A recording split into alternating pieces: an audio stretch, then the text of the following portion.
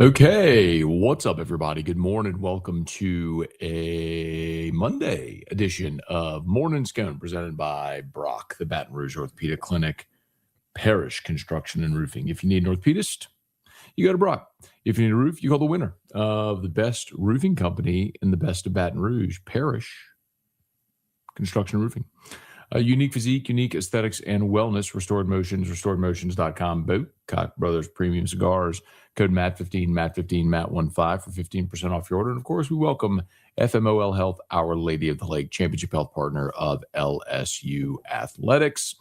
All right, y'all, hope you had that's not what I wanted to do, sorry. Hope y'all had an awesome Sunday, awesome Father's Day. Lane Kiffin in the squad got a flip. So Gary Burney Jr.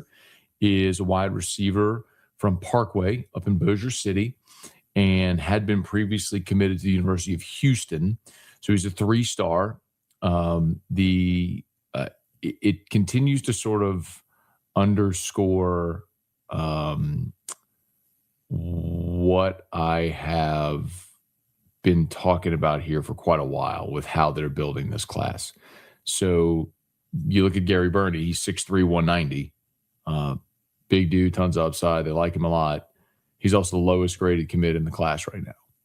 And while they continue to pursue Monshun Sales and Easton Royal, these 5-stars, they're also fortifying. They have 4 receivers already now in the class of 2027. And if you think about it, you got 13 scholarship receivers right now, and only one of them is out of eligibility after this season. So you're not going to have 12 and then add 4 or 5 more and get this 17 scholarship receivers.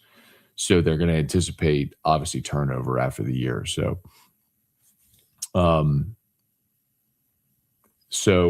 you get another big-bodied receiver. They'll continue recruiting, obviously, Royal and Sales, who's on campus for a midweek official here. And they'll plug on. So nice get for the and by the way, on Friday, whenever I was given the list of the official visitors this weekend from a staff member, I said, hey, so who do you really want? He's like, well, first of all, I was like, all of them. But then said, Bernie, who they got, Miller Westerfield, Yazine Zion, and Jaden Anding were the ones. Hang on a second. I don't mean to stop before we're just getting started, but Drew's backpack is beeping, so I want to go turn that off. So we'll knock this out right now. We'll just do it early. Parish Construction and Roofing. At Parish, we've got you covered. From the top of your roof, all the way down.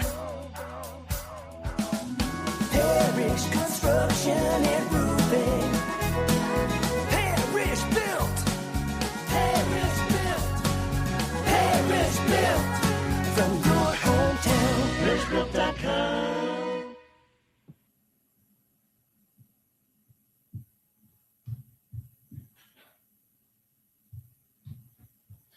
Okay. All right, sorry about that. Quick interlude. Early interlude. Parish Construction. Didn't mean to do that. Sorry, Dale. Didn't mean to do that twice. All right, here we go. Says good mornings. Tiger Poppy, good morning. Brian Penton, good morning. Almost to Tempe, Arizona. All right, man. Good morning. It's great. Bubba Smith, good morning. Rocky, hope you had a great Father's Day. We did. Thanks, Rocky. Same to you and yours and all the dads out there. Hope everybody had a great Father's Day. We had a low-key day, man. Had family over to the house and had some barbecue and a little pool day and all in all, relaxing day with family and really enjoyable. So thank you, man. Hope the same for you. Hey, Thomas, good morning. Jacob, DJ, Adam, go North Carolina tonight. Have a nice day. Mike, hope the weekend was great. So was your Father's Day. Thanks, man. Yeah, we had a great day. Hope the same for everybody else.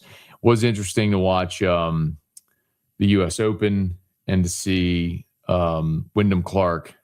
darn near blow one of the biggest leads. One of the biggest 54-hole leads in tournament history, but held on. And, Sam Burns finished runner-up. So that's a little bit of a bummer, man. I was hoping Sam Burns would break through there, but he's getting close. He's knocking on the door. He'll get through it eventually and get that major, but he's right there. So Sam Burns, you're runner-up at the U.S. Open. And then, as you mentioned, Game 3 for the Men's College World Series will be tonight after North Carolina really controlled Game 2. So 6 o'clock Central will be 6 o'clock Central will be first pitch for Game 3 tonight. So that'll be it's not at all what I wanted.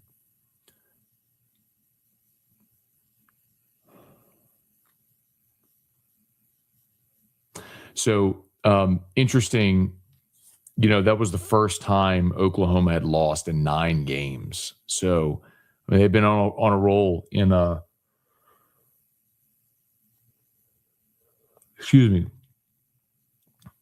been on a roll there in postseason play. So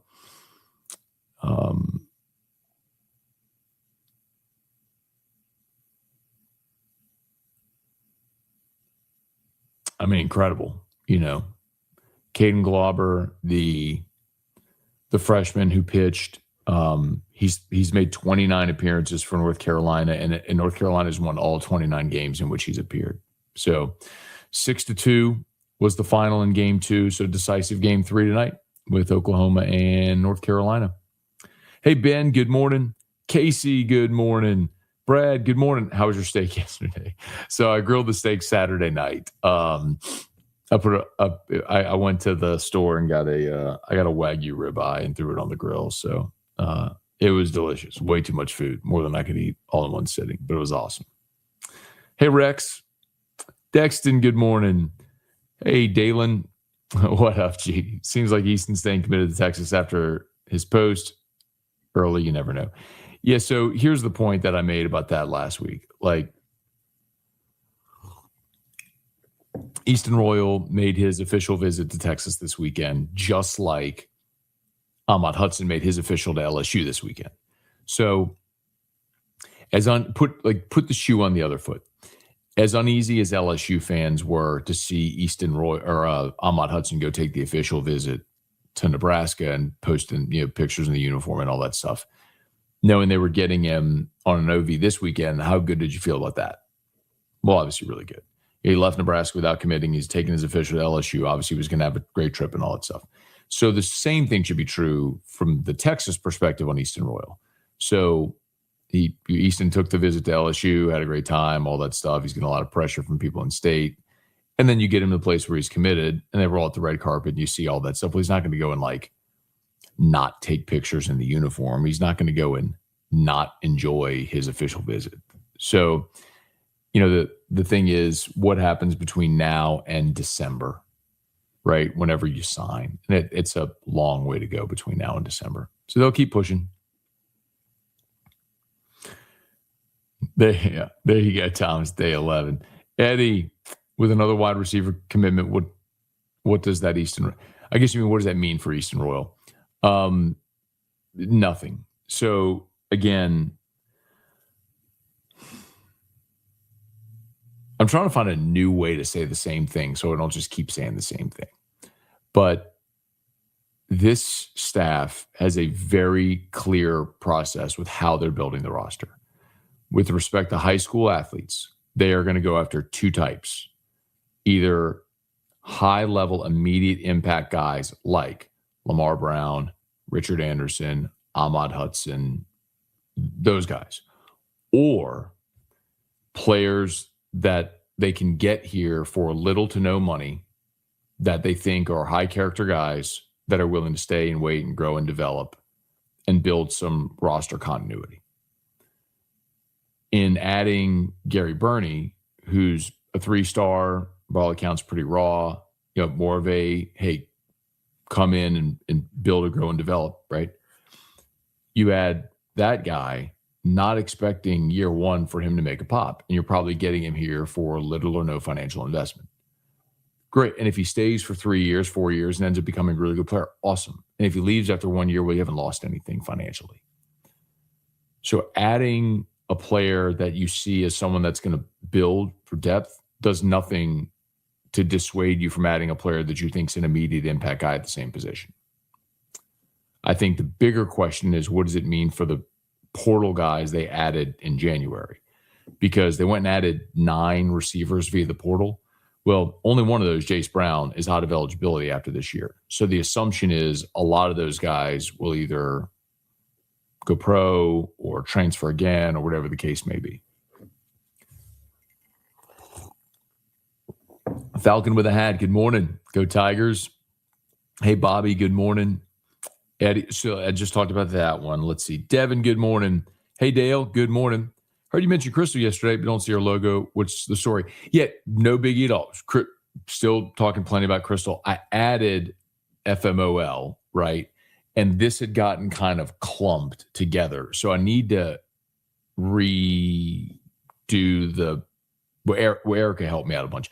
But I need to redo the logo to add back restored motion. I don't have Bocock on here as well as far as the logo, but I keep the box back here. So I need to do something, Dale. She's still, when it scrolls, you'll see it over here in a second. And I have a 10X health code that's not a logo. I just don't want there to be a million logos. But yes, still love Crystal. I just need to find a place to put the logo and make it not look super cluttered. Let's see. Okay, did that one.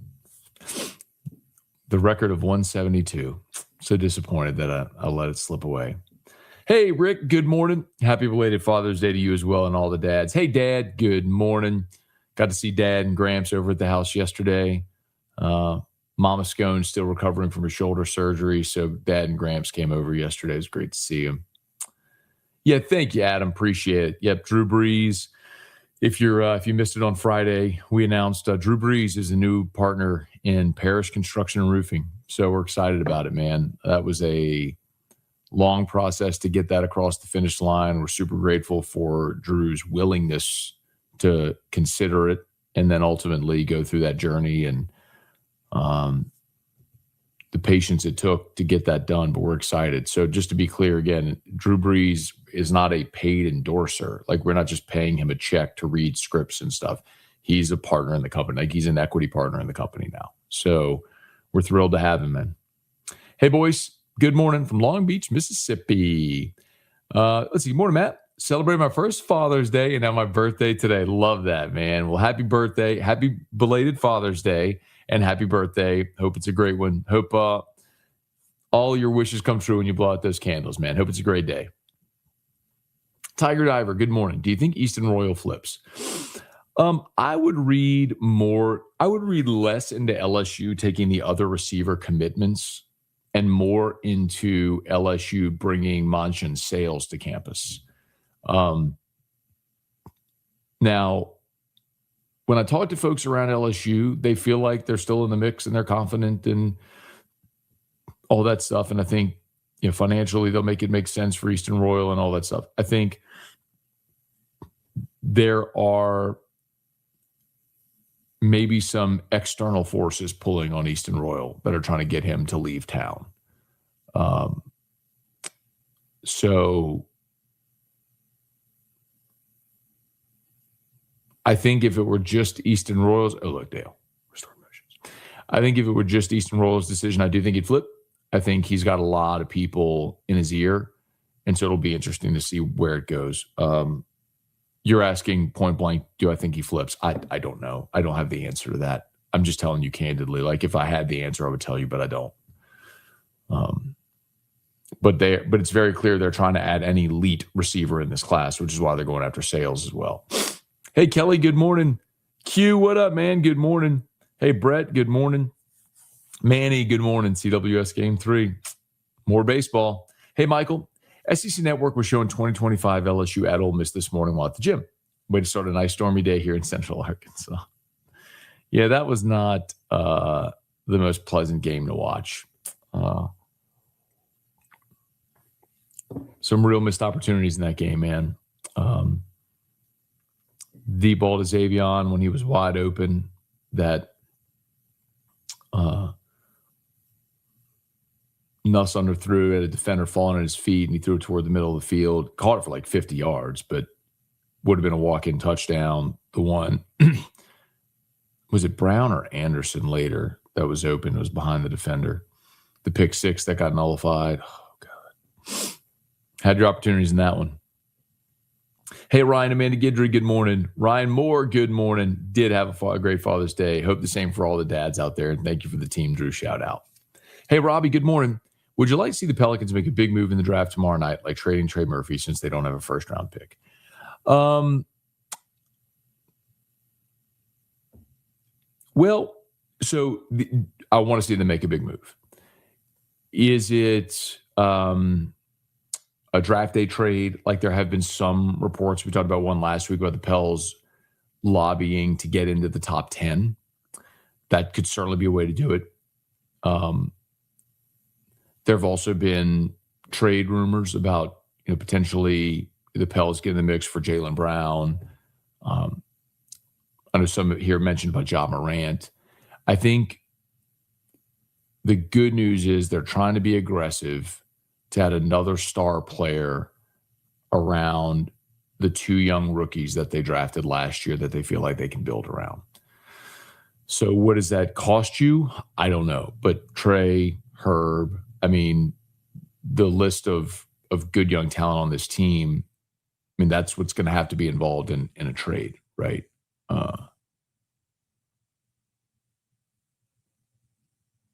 It doesn't sound like they're going to trade Queen or Fears. They're two, young guys.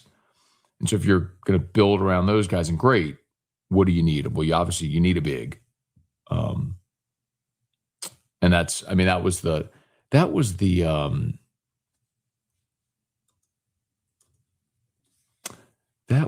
one that I saw last week. It was a projected trade for New Orleans to go into the top 10 to take Nate Ament, who's the big from Tennessee, if y'all remember from this year, just finished his freshman year at Tennessee, 6'10", 211. I've seen some mocks where Milwaukee trades Giannis and then the Bucks take Ament, but that's one to keep an eye on.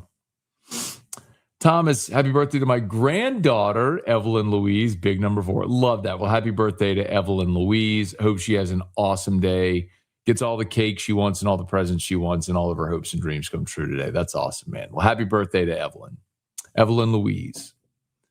Let's see. Matt, hope Ja doesn't come to the Pelicans. He has issues, not a good fit for the team. And he can score, though, man.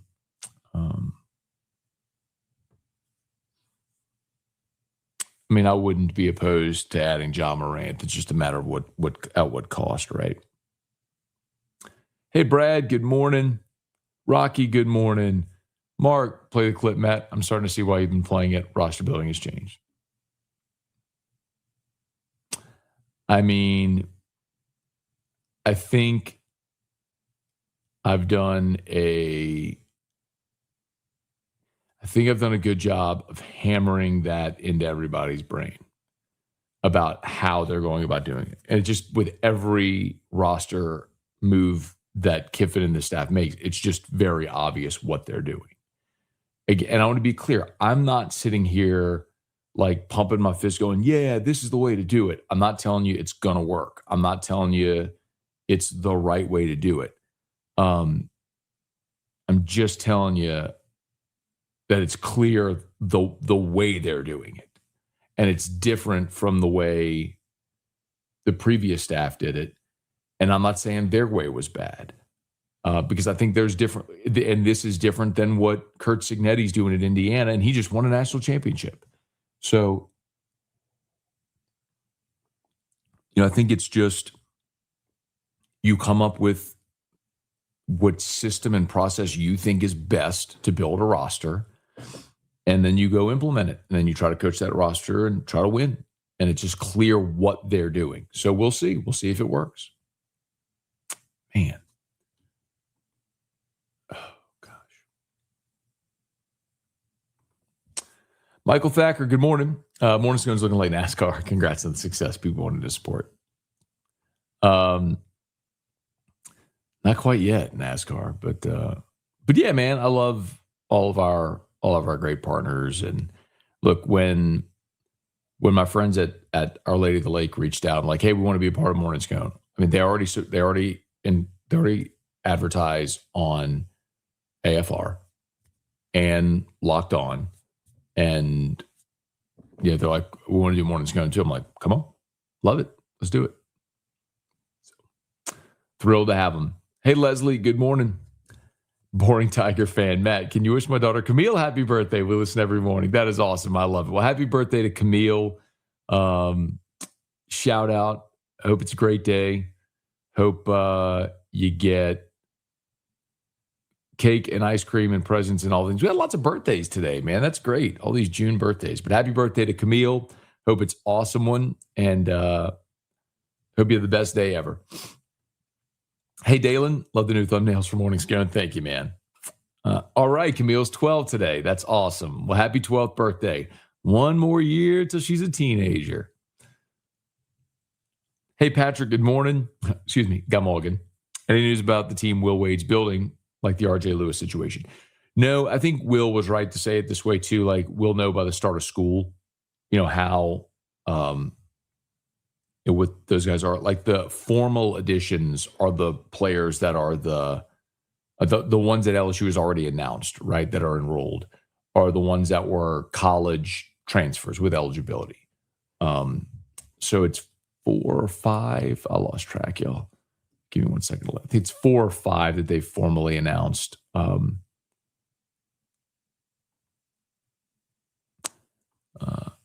Ogachukwu, Austin Nunez, Mo Diabate, and Abdi Bashir. So those 4. Let's see, Mr. Mickey, what's up with Sweeney? Yeah, so 5-star edge, Anthony Sweeney out of St. Francis. He's currently committed to Texas Tech. Took sort of a surprise official visit to LSU this week. I'm looking at him right here in the Rivals industry. He's the number 13 overall player, the number 2 edge. And so when you look at, again, the positions they're prioritizing, clearly they are willing to spend on elite edge rushers. And my guess on that is because those are guys that will be part of a rotation. And so you can play multiple of them, right? It's not like, by contrast, when you're thinking about the offensive line, well, you're only going to play one left tackle. God willing, and the creek don't rise. You guys stay healthy. So you're not going to go spend on a freshman left tackle to have him come and sit. So you'd rather spend on Jordan Seaton, a proven guy that's going to be a top 10 pick at an important position, right? At edge, though, you can play 4 or 5 guys in a rotation.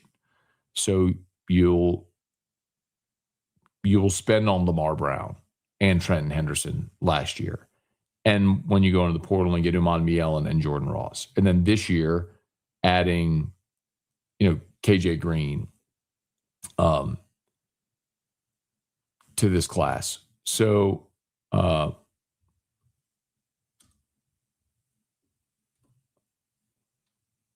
and you're recruiting Sweeney. And, they had they added Chris Whitehead last week, and you had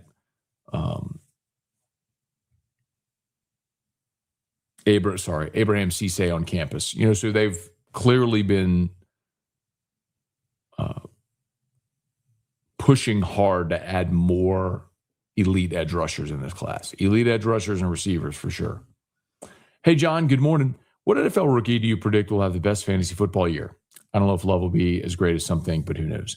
So, sorry. Chuck, what up, man? Good morning. Like I have the touch mouse pad, and it's just been real sensitive this morning. Like I slide over and it's popping things up. So fantasy football, I'm the worst guy to ask. I have literally never played fantasy football in my life. It's never appealed to me. So I don't know. I'm the worst person to ask about fantasy football. Sorry. Matt, I don't think there's no coincidence in the number 2 wide receiver showing up on the same weekend that Royal is at Texas. Well,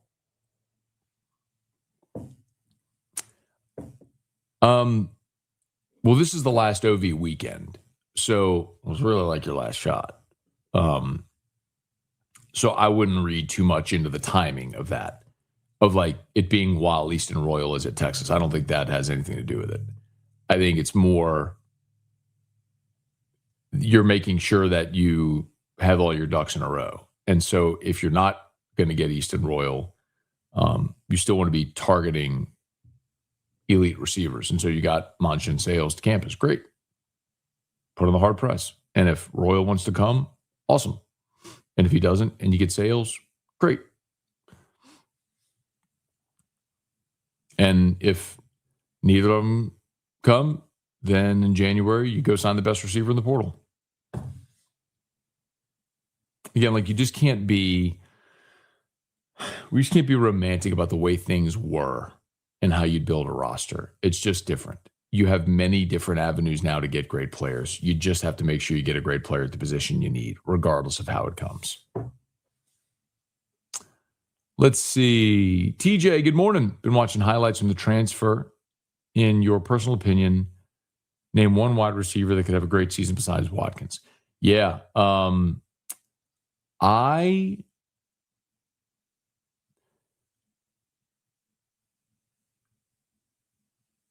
So I'll give you two. Jackson Harris, the Hawaii transfer, was just kind of all over the field. He ran with the ones initially and throughout, and they have him listed at 6'2", 202.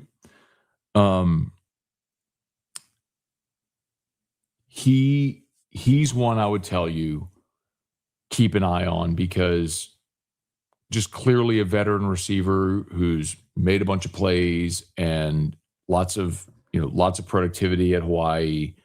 They like his skill set, understands the offense route tree, all that sort of stuff. Jackson Harris is one. The other I'll tell you, and there were other guys that were more productive in spring, but Trey Wilson from Florida, there's just a different gear with him. And he's a former 5-star, and he battled injuries at Florida. But he's 5'11", so they have him listed at 5'11", 190. But when you watch him and the way he explodes off the line of scrimmage, he explodes, into and out of his cuts and his breaks, his straight line speed, you're like, okay, well, he looks different than all the other guys. And so those are the two I would tell you. Stylistically different guys, but, I think guys that very clearly have a path to making a big impact. Now, Jace Brown from Kansas State was the highest rated or ranked receiver they got in the portal. So I certainly think he'll have a role. But you kind of look at Kiffin saying 4 to 6 guys. Well, I think Jace Brown, Winnie Watkins, Jackson Harris, Trey Wilson. And then there were guys like Roman Mothershed and Malik Elzy who had really good springs as well. Big, physical, big-bodied receivers, not necessarily the game breakers, but can get you the tough catch over the middle. I think a lot of those guys will have an impact. Chance, after you played the Netherlands Orange Walk Saturday, just started popping up on my timeline. It's pretty cool. They're listening. Abner, good morning. Lowell, good morning. Rocky, any opinion, thought, or jokes on the Sooners being on the brink with a sub-500 SEC record and no wins in the SEC tournament? Not really. I think that's what makes baseball great, and the SEC is a really tough conference. mean, Ole Miss won the national championship in 2022, and they were quite literally the last at-large team in the field. So,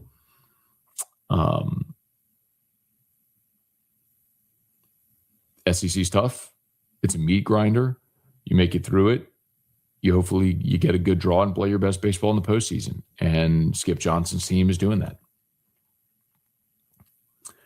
One dad's 2 cents. Morning, Matt. Sam Burns is right there. I know, man. Was really pulling for him yesterday. He'll get there. Brad, that still amazes me. You've never played fantasy football. I have no interest, and my time, I audit my time very well, Brad. It's people ask me, like, do you ever sleep? I sleep. Yeah, I sleep. But when I'm awake, I'm jamming. And so I'm not going to spend time doing something I have no interest in doing. And I have no interest in playing fantasy football. Never have. Hey, Dale, can you give a shout out to my kids? Edith turned 7 yesterday and starts cabbage ball playoffs tonight. Trey begins baseball playoffs. Well, that's awesome, man. Well, Edith, happy birthday. Happy 7th. Excuse me. Hope you had a great birthday on Father's Day. Hope you and Dad got to share the day. Good luck in your cabbage ball playoffs. And Trey, good luck in the baseball playoffs tonight, man. Play hard, work hard, give it your best, man. Happy for you guys. Have a great day. Hey, Jason, let's see, a couple more. I got to go. Mickey, what happened to the OL that was supposed to flip from Georgia? Have to help me with a name.